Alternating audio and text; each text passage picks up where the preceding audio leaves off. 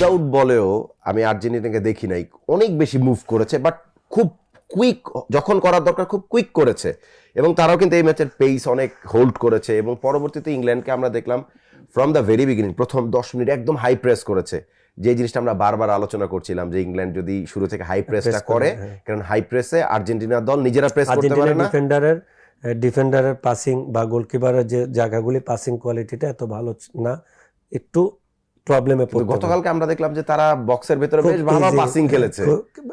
কারণ হচ্ছিল আপনার দুইটা স্ট্রাইকার যখন আসতেছে, দুইটা স্ট্রাইকারের পিছনে একটা মিডফিল্ড বারবার আর্জেন্টিনার একটা মিডফিল্ড খালি হচ্ছে। কেন জানেন? তখন 3 মিডফিল্ডার আর্জেন্টিনার, আপনার ইংল্যান্ডের দুইটা মিডফিল্ডার, ওই জায়গায় একটা এক্সট্রা নিউমেরিক্যাল অ্যাডভান্টেজ থাকতেছে তারা পেয়েছে, কারণ দুইজন হ্যারি কেন আর জুড বেলিংহাম কিন্তু একই সঙ্গে প্রেস করছে, দুইজন একই সঙ্গে প্রেস করছে। যদি একজন স্টপ করতো তাহলে কাজটা হতো। হ্যাঁ, ওই যে আপনার ব্লকগুলি পিছনের স্ট্রাইকারের পিছনের ব্লক, মিডফিল্ডের পিছনের ব্লক, মিডফিল্ডের পিছনের ব্লকটা ভালো ছিল ইংল্যান্ডের, কিন্তু স্ট্রাইকারের পিছনের ব্লক, মিডফিল্ডের সামনের ব্লকগুলিতে আর্জেন্টাইন মিডফিল্ডাররা খুবই সুন্দরভাবে স্পেসগুলিতে বল নিয়েছে, যেখানে 50-50 বেশি ট্যাকেল সবচেয়ে বেশি হয়েছে।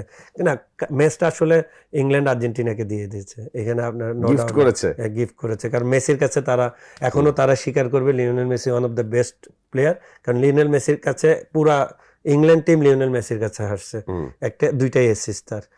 এনজো ফার্নান্দেসের এটা হলো 80% এনজো ফার্নান্দেসেরই গোল, কারণ মেসির দেওয়ার পাস, ওরই অপশন তৈরি করা, ওই শুটিং করে গোল করেছে, but winning goal, clinical winning গোলটা যে লাউতারো করেছে, ওটা তো একদম মানে খাওয়াই দিছে পুরো।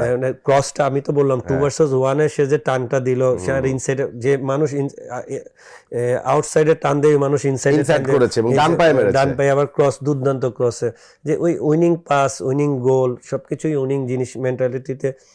টিম হিসাবে আর্জেন্টিনা ইংল্যান্ডের কাছে এক জায়গায় এগিয়ে ছিল, মেন্টালিটি জায়গা থেকে, ডেডিকেশন এই দুইটা জায়গায় আমি মনে করি তারা এগিয়ে। তারা আর্জেন্টিনার জন্য খেলে, তারা লিওনেল মেসির জন্য খেলে, তারা দেশের মানে তাদের মধ্যে আমি একটা জিনিস দেখছি, তাদের প্লেয়ারদের মধ্যে একটা গুড বর্নিং আছে, দেশে তারা মেন্টালিটিতে অনেক স্ট্রং। আর স্কলানির কথা নাই বলি, তাদের কোচিং স্টাফের কথা না বলি, তাদের কোচিং স্টাফ আই থিঙ্ক তাদের ডিসিশনগুলি এখন 100% সবগুলি ওকে হচ্ছে।